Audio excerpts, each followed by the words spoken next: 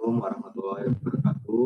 Perkenalkan kami dari kelompok 5 kan bahasa Indonesia yaitu keterampilan akademik. Eh, ini ada saya sendiri yaitu Muhammad Ridwan dengan tim 2203 0224 048 dan ada teman saya Muhammad Rizky Putra dengan NIM 2203 0224 040 dan ada teman saya satu lagi yaitu Ahmad Ardian Putra dengan NIM 2203 0224 031. Oke, yang pertama yaitu ada definisi. Menurut KBBI, keterampilan akademik adalah keterampilan yang berhubungan dengan akademik, sifat ilmiah, dan pengetahuan. Keterampilan berkaitan dengan informasi, perpustakaan, mencari, menyimpan, mengelola pustaka, mensitasi atau mengutip pustaka, dan membuat daftar pustaka. Keterampilan menyajikan gagasan yaitu tulis akademik. Sini ada pentingnya keterampilan akademik. Yang pertama, tak mengasah otak. Seperti yang kita tahu bahwa kemampuan akademik selalu berkaitan dengan materi, pembelajaran, dan soal-soal. Adanya soal-soal tersebut membuat seorang harus mengasah otaknya agar bisa menjawab setiap soal yang ada. Selain itu, mengasah otak juga diperlukan untuk mengingat setiap materi pembelajaran. Dengan otak yang semakin terasa, maka seorang akan cepat untuk berpikir, terutama dalam menilai suatu permasalahan yang ada, sehingga solusi akan mudah ditemukan. Yang kedua, ada mengetahui kemampuan akademik. Nah, yang bisa dirasakan dari kemampuan akademik adalah seseorang bisa mengetahui kemampuan akademik dan mengetahui kemampuan akademik yang ada di dalam dirinya, maka seseorang itu akan mudah mengevaluasi kemampuan akademik sehingga bisa menentukan akademik yang harus dipertahankan nilainya dan akademik yang nilainya harus ditingkatkan sehingga bisa mendapatkan kemampuan akademik yang baik. Ketiga, ada minat dan bakat. Minat dan bakat sangat dibutuhkan dalam kehidupan sehari-hari, terutama dalam bidang pendidikan dan bidang bakat. Dengan mengetahui minat dan bakat, maka seseorang bisa memaksimalkan minat dan bakat tersebut. Minat dan bakat yang telah dilakukan dengan maksimal akan memudahkan seseorang mencari suatu kegiatan untuk menyalurkan minat dan bakat yang dimiliki. Yang keempat, ada meningkatkan konsentrasi.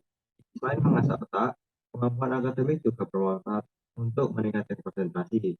Konsentrasi sangat penting terutama ketika mengerjakan sebuah tugas. Apabila tingkat konsentrasi menurun, maka tugas-tugas yang dikerjakan akan kurang maksimal.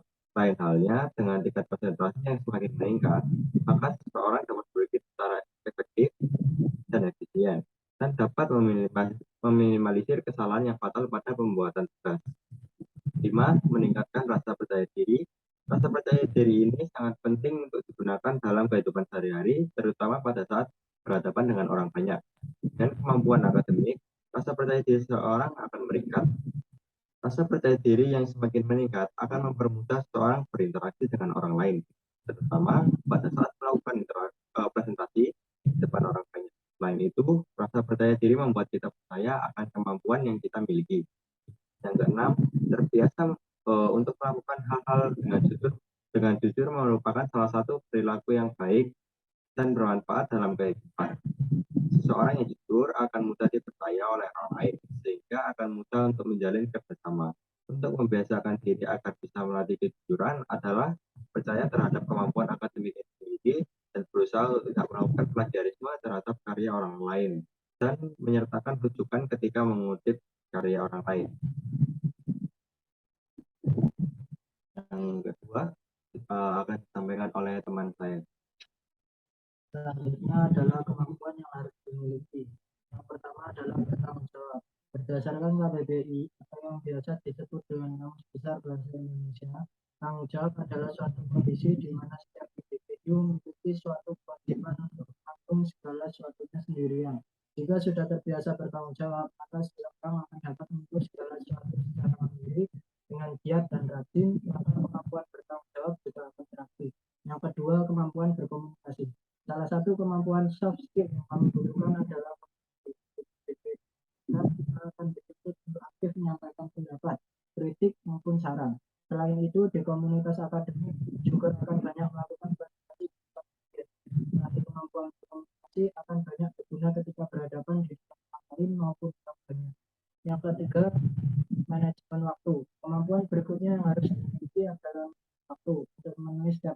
atau tugas keputusan untuk manajemen waktu sangat dibutuhkan dari beberapa menit hingga beberapa tahun. Maka dari itu hal khusus dalam sebuah perencanaan adalah waktu.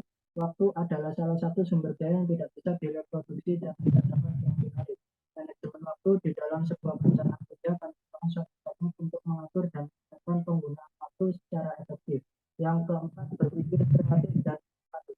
Persiapan yang harus dilakukan oleh setiap individu dalam menghadapi perkembangan zaman dapat dimulai dari mengubah cara berpikir. Cara berpikir kita harus berubah ke arah yang lebih baik, yaitu berpikir kreatif dan berpikir inovasi. Kedua cara berpikir itu akan membuat individu menemukan ide-ide yang baru dan unik sehingga mampu bersaing dengan individu lainnya. Yang kelima, bekerja sama dalam tim. Kerjasama tim adalah suatu kemampuan untuk bekerja sama dalam mewujudkan tujuan bersama. Merupakan suatu kemampuan kuat dalam mengarahkan dan mendorong para individu dalam menuju dan meraih tujuan tim secara bersama-sama. Melalui kerjasama tim yang kuat, kita bisa meraih suatu pencapaian besar yang mungkin tidak pernah kita pikirkan sebelumnya.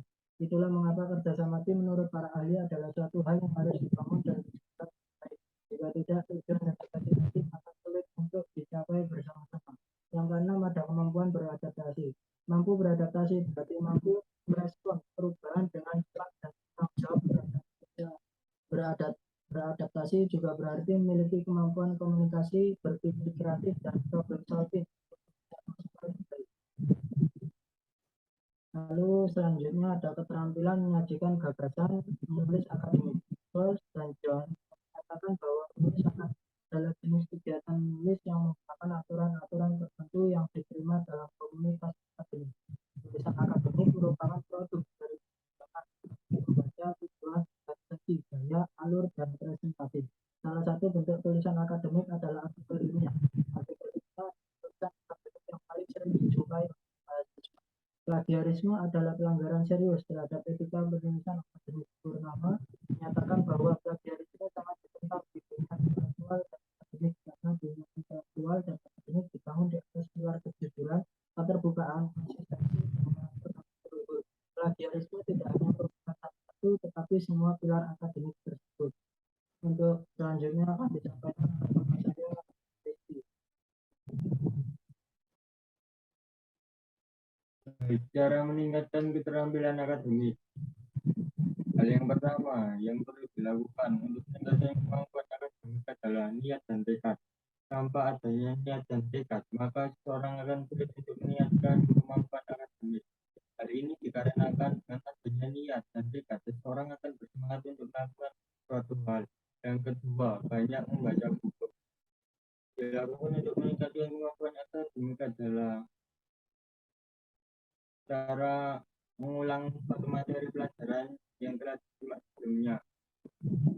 Pengulangan materi pelajaran ini akan membuat kita untuk meningkatkan kembali sehingga kita tidak mudah lupa pada materi pelajaran yang telah diberikan. Yang ketiga, evaluasi. Pada umumnya, evaluasi ini dilakukan dengan cara mengulang materi pelajaran yang telah disimak sebelumnya. Pengulangan materi pelajaran ini akan memudahkan kita untuk mengingat kembali sehingga kita tidak mudah lupa pada materi pelajaran yang telah diberikan. Yang keempat, menghilangkan sifat dan kebiasaan buruk. Kemampuan akademik merupakan suatu sifat dan perilaku yang kita kembalikan, sehingga untuk meningkatkan harus menghilangkan sifat dan kebiasaan buruk yang sering dilakukan. Meskipun merubah sifat dan kebiasaan buruk cukup sulit, tetapi apabila kita terbiasa menghilangkan sifat dan kebiasaan buruk, maka kita akan mudah untuk melakukan kebiasaan baik. Untuk kelima, mengubah jam belajar. Kemampuan akademik sangat identik dengan kegiatan belajar, sehingga supaya kita dapat meningkatkan kemampuan akademik, sebaiknya mengubah jam belajar. Hal yang perlu digarisbawahi adalah jika sudah menemukan jam belajar yang nyaman, jangan mengubah jam belajar tersebut. Yang keenam, yaitu mengubah gaya belajar. Pastinya kita terkadang merasa bosan karena selalu menggunakan gaya belajar yang itu saja, sehingga kemampuan akademik akan sulit untuk meningkatkannya. Oleh sebab itu, agar kemampuan akademik dapat terus meningkatnya, tidak ada salahnya untuk mengubah gaya belajar. Gaya belajar yang diubah sebaiknya disesuaikan dengan kenyamanan setiap individu agar kegiatan belajar tidak membosankan. Yang ketujuh, Kesimpulan dari presentasi kelompok kami, dengan adanya keterampilan ini kita akan tahu sampai di mana keterampilan akademik yang kita miliki. Bahkan dewasa ini kemampuan akademik sangatlah penting karena sangat berpengaruh di komunitas akademik. Oleh sebab itu, jangan pernah malas dan menunda diri untuk mengembangkan keterampilan akademik. Kami bisa melakukan berbagai macam cara yang nyaman dan menyenangkan untuk menghilangkan rasa malas ketika ingin mengembangkan keterampilan akademik. Jadi mulailah dari sekarang mengembangkan keterampilan akademik. Terima kasih untuk sekian dari presentasi kami kelompok 5. Mengucapkan terima kasih dan mohon maaf bila ada salah kata. Wassalamualaikum warahmatullahi wabarakatuh.